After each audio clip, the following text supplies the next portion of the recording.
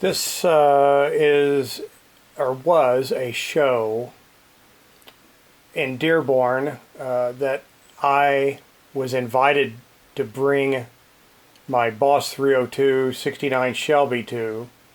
This was back in 2014. This was an employee day car show. It wasn't really open to the public. I had plans prior, a little earlier in the year, to go to the 50th anniversary Mustang show. I believe it was in North Carolina. And I got a phone call from Ford Motor Company inviting me to the show and said they wanted to put my car with two other Shelbys as the centerpiece of 15 car, they said prototype, one of car show, and it was literally the two concept cars from the museum, the prototype fastback car, two of Henry Ford's Mustangs, personal Mustangs, the first Falcon, the first Pinto. It was amazing. But I was with two other Shelbys, serial number 2 and serial number 3. Serial number 2 is that R model right there. That was one that Ken Miles did drive a couple races. This is serial number 3, the first street model. So it was 5S003. This is the prototype fastback.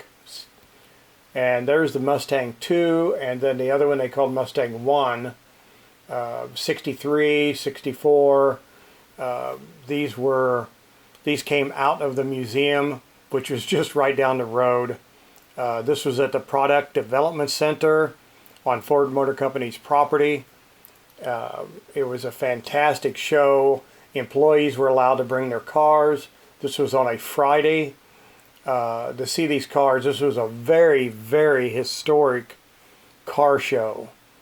To see these cars all together in one group. Ford made signs from their art department, so it was all used, their original artwork.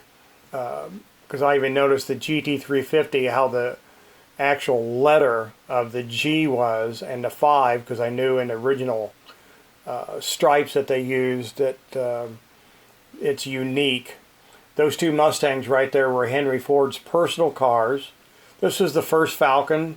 The Cougar is the first Dan Gurney Cougar. So the Mustang there was Henry Ford's. It had leather interior. There again you see serial number R. Yeah, that was Henry Ford's coupe right there. And of course the two concept cars. But they made these signs, serial number 1, R model, the very first one, is alive, but he would not come to the show. Ford Motor Company said he refused to bring the car to the show.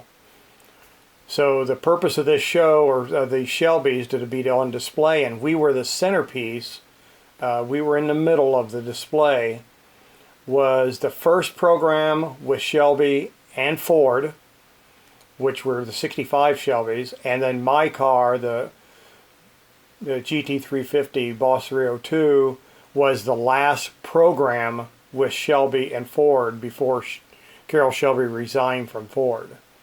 This street model, one side has the Kragers and the other side has steel wheels. Very unique because that's the way they displayed the car for the magazines. The magazine, that way it looked like there was more than one car when they took pictures of it.